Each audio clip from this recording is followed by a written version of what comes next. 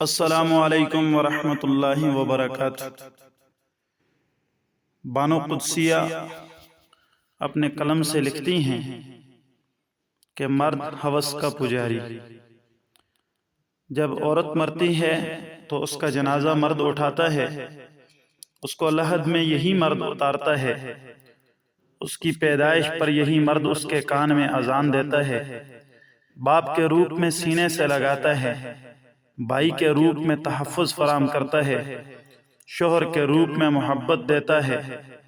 اور بیٹے کی صورت میں اس کے قدموں کے لیے جنت تلاش کرتا ہے۔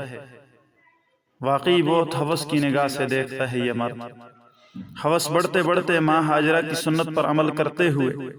صفا مروہ کے درمیان سائی تک لے جاتی ہے۔ اس عورت کی پکار پر سندھ آ پہنچتا ہے، اسی طرح اندرس فتح کرتا ہے ایک عورت کی آبرو کی خاطر، اور اسی طرح ہوس کی خاطر 80% مقتولین عورتوں کی عصمت کی حفاظت کی خاطر موت کی نیند سو جاتے ہیں۔ واقعی مرد ہوس کے پجاری ہوتے ہیں، لیکن جب ہوا کی بیٹی کھلا بدن لیے چست لباس پہنے باہر نکلتی ہے اور اس کو اپنے سحر میں مبتلا کر دیتی ہے تو یہ واقعی ہوس کا پجاری بن جاتا ہے۔ اور کیوں نہ ہو، کھلا گوشت تو آخر کتے بلیوں کے لیے ہی ہوتا ہے۔ جب عورت گھر سے باہر ہوس کے پجاریوں کے ایمان خراب کرنے کے لیے نکلتی ہے تو روکنے پر یہ آزاد خیال عورت مرد کو تنگ نظر اور پتھر کا زمانہ جیسے القابات سے نوازتی ہے کہ کھلے گوشت کی حفاظت نہیں، کتوں بلوں کے منہ سے سینے چاہیے ہیں۔ 70,000 کا سیل فون ہاتھ میں لے کر، تنگ شرٹ کے ساتھ پھٹی ہوئی جینز پہن کر، 4,500 کا میک اپ چہرے پر لگا کر، کھلے بالوں کو شانوں پر اڑا کر، چشمہ لگا کر جب لڑکیاں گھر سے باہر مرد کی ہوس بھری نظروں کی شکایت کرتی ہیں تو ان کو توپ کے آگے باندھ کر اڑا دینا چاہیے، جو سیدھا یورپ و امریکہ میں جا گھریں اور اپنے جیسی عورتوں کی حالت زار دیکھیں جن کی عزت صرف بستر کی حد تک محدود ہے۔ سنبھال اے بنت ہوا اپنے شوخ مزاج کو، ہم نے سرے بازار حسن کو نیلام دیکھا ہے۔ مرد، میں نے مرد کی بے بسی تب محسوس کی جب میرے والد کینسر سے جنگ لڑ رہے تھے اور انہیں صحت یاب ہونے سے زیادہ اس بات کی فکر لاحق تھی کہ کچھ انہوں نے اپنے بچوں کے لیے بچایا تھا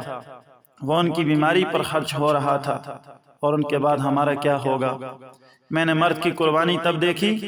جب ایک بازار عید کی شاپنگ کرنے گئی اور فیملی کو دیکھا جن کے ہاتھوں میں شاپنگ بیگز کا ڈھیر تھا،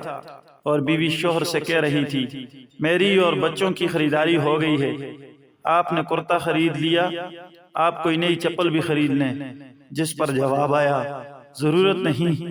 پچھلے سال والی کون سی روز پہنی ہے جو خراب ہو گئی، تم دیکھ لو اور کیا لینا ہے، بعد میں اکیلے آ کر اس رش میں کچھ نہیں لے پاؤں گی، ابھی میں ساتھ ہوں، جو خریدنا ہے ابھی ہی خرید لو۔ میں نے مرد کے ایثار کو تب محسوس کیا جب وہ اپنی بیوی بچوں کے لیے کچھ لایا تو اپنی ماں اور بہن کے لیے تحفہ لایا۔ میں نے مرد کا تحفظ تب دیکھا